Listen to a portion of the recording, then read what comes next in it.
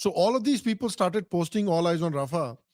And it's very interesting because Abhijit tweeted that Israel is very close to cutting off Hamas's supply lines from Egypt completely. And Rafah is that last barrier to cutting off those supply lines of Hamas completely and completely cornering Hamas, No, essentially. Magar, can both the situations, see, what I don't understand is, can both the situations not be true? That yes, Oh, the yeah. outrage is 100%. orchestrated, but the tragedy is also grave. 100%. What I find very depressing in this entire discourse is that the people on the side of Palestine refuse to acknowledge October 7th and empathize with the Jewish pain. Yeah. And the people on the side of Israel refuse to acknowledge the Palestinian pain and the lives lost over there. Listen, I am very clearly, on the side of Israel, but I refuse to be completely dismissive of the pain of Palestinians. I think we should have some empathy. What is happening over I think here the is Indian administration has a very mature outlook on the which whole is why thing. my stand is that Yeah. of the Indian administration. Yeah. We fight for the rights of Palestinians and Israelis both, while Yeah. I personally understand where Israelis come from in a very major way. Yes. And I'm definitely more leaning to that side, and I will put Yes. my prayers on the table. But I refuse to dismiss the pain of Palestinians and the lives Palestinians lost. That we should not do that. I won't do that. And I understand that polls after polls show that Palestinians support Hamas, which is why I say Israel has to finish this war off. Yeah. But can they do it better is also a legitimate question to ask. I think everybody should address that question. काफी आसान है empathise करना उन लोगों के साथ जो innocent Palestinians मारे जा रहे हैं, उनके लिए आवाज उठा रहे हैं. It's very easy to sympathize or empathize with those people. It's a very common human emotion when you see videos of like babies being pulled out of rubble or women, being bombed into oblivion. It's very easy to empathize with that. Yeah, I mean, how can you blame those people for empathizing with these civilians? You can't.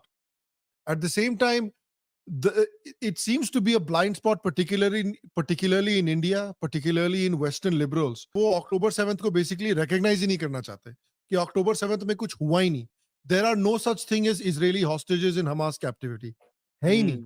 Matter ही नहीं करते. वो उनकी जान अगर जान ही Hamas नहीं है. आज के आज ये हॉस्टेजेस लौटा देगा तो कितनी उनकी लाइफ आसान हो जाएगी, पैलेस्टीनियंस की लाइफ आसान हो जाएगी. एब्सोल्युटली ओवरनाइट आसान हो जाएगी. लौटाएगा कैसे? वो हरामजादों ने मार दिया होगा उन डारों को. मोस्ट को तो मार दिया है, कितनी औरतों का शोषण किया है, वो तो आप you can't even imagine what they've done to the women. And जो ट्रैक रिकॉर्ड रहता है इस्लामिस्ट ऑर्गेनाइजेशंस का, इस्लामिस्ट टेररिस्ट ऑर्गेनाइजेशंस का with regards to women, so no points for guessing what they're doing to the women. And the other thing is, but the problem with the Indian liberals is दूसरा है ना. उनका problem ये है कि भाई हमको यहां पर ट्वीट करना है. अगर चलो ठीक है, आपको राफा पे ट्वीट कर दिया आपने, कोई बात नहीं, लेकिन आप कभी भी गलती से भी पाकिस्तानी हिंदुओं के बारे में ट्वीट नहीं करते हो, आप कश्मीरी हिंदुओं के बारे में ट्वीट नहीं करते हो. Okay, fine, I understand PR agencies are working. They send these standard model tweets and they are tweeted from the handles of celebrities with high follower counts, blah blah blah blah blah blah. वो सब ठीक है. That to me as a commentator and analyst, the first thing that comes to my mind is, boy, they have a very well-oiled, efficient working system where every time something happens, they go out of the way and make sure it is marketed properly. That is point number one. And they control the key levers of information dissemination in terms of celebrity culture. Clearly, the Hindu community has failed because nobody gives a shit about the Hindus anywhere in the world. Like, for example, which are the 3 countries where Hindus are majority on planet Earth? Everybody will know Nepal and India. What is the third one? Mauritius. Right. Right. Yes, Mauritius. So what's the population of Mauritius? क्या है? 1 लाख झाट होगा के बराबर population? है. झाट के वही बराबर. तो. But the point is, today Pakistani Hindus are butchered. They are even worse off than Pakistani Christians and Ahmadiyas in many ways. Of course. Right. But where is the काफी है. PR agency, right? Listen, this is about money. Boss, don't live under the assumption that these people who must have tweeted all eyes on Rafa did not, they must have even thought कि ये Rafa Nadal hai. They must not have even known. Yeah, they are just doing it for the fucking money. The I question challenge is, you. Anybody who knows anybody on the list, take a map to them and ask them to point out where Rafah Rafah is, yeah. just point out Yeah. where Gaza is. yeah, Yeah. see, uh, और second question मेरा तुम लोगों से ये है कि in fact this is a point Tahir Gora has raised for a while. Living outside India, that's what happens. You start getting perspectives other than the frog in the well mentality. Tahir Gora ने बहुत बार ये बात बोली है उसके show पे. वो बोलते हैं कि यार ठीक है, ऑस्कर गोरे कंट्रोल करते हैं, हम लोग it's a thing about money ना, पैसा फेंक तमाशा फेंक.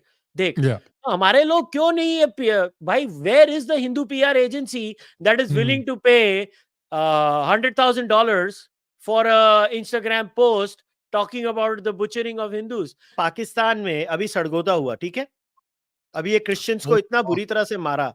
आई remember that woman so clearly, pastor Ghazala Shafiq.